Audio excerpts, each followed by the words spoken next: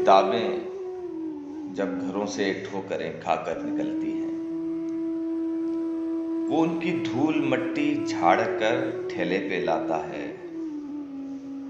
غفورے کو کتابیں ڈھونڈ کر لانے، قرینے سے سجانے، صحیح قیمت لگانے کا سلیقہ آ گیا ہے۔ کسی زینے سے بوڑھے کا جنازہ جب اترتا ہے، غفورہ جان لیتا ہے کہ آئندہ یہیں آنا پڑے گا۔ کتابوں کا جنازہ بھی اسی چوکٹ سے اٹھے گا۔ وہ دیوانہ ہے ایسی سب کتابوں کا، جنہیں بیچو تو اچھے دام آتے ہیں، خریداروں سے تیری نامراسم کام آتے ہیں۔ چچا فرقان نے برلن سے لکھا ہے، زبیدہ وہ جو پہلے کینیا میں تھی، میاں کے ساتھ اب وہ اوسلو میں ہے۔ بڑی آپا کا بیٹا بوسٹن میں ہے، بڑی آپا دیار غیر میں ہے۔ غزل لکھتی ہے اور بچھڑے ہوئوں کو یاد کرتی ہے۔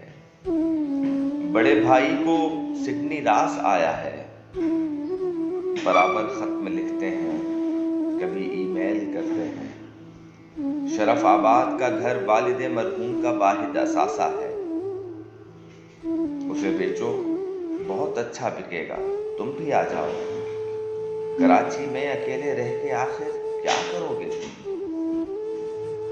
غفورہ والد مرحوم کے مرنے پہ آیا تھا، گلی میں آتے جاتے اب بھی مجھ سے پوچھ لیتا ہے۔ بڑے صاحب کا خط آیا۔ زبیدہ بی نے اپنی خیریت کا کوئی خط لکھا؟ وہ بیٹھک میں میرے نزدیک آ کر بیٹھ جاتا ہے۔ وہ کہتا ہے، ایک ایسا وقت ہم پر آ گیا ہے، بھرا میلہ اجڑتا جا رہا ہے۔ میاں صاحب، ہمارا شہر خالی ہو رہا ہے۔ وہ ٹھنڈے سانس لے کر ہاتھ ملتا ہے۔ یہ صوفے اور فرنیچر تو کوئی بھی اٹھا لے گا، کباڑی کا بھلا ہو 4 پیسے کما لے گا۔ کتابیں کب نکالو گے؟ کتابیں کب نکالو گے؟